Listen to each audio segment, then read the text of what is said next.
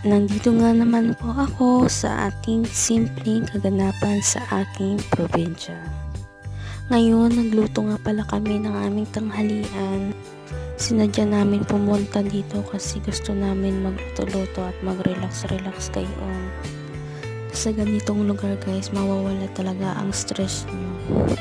Kasi walang social media, radyo lang maririnig mo at tuloy ng mga itik, kambing. Pasensya nga pala sa aming kaldero na itim kasi hindi na yan namin ginagamit, ngayon lang yan nagamit namin.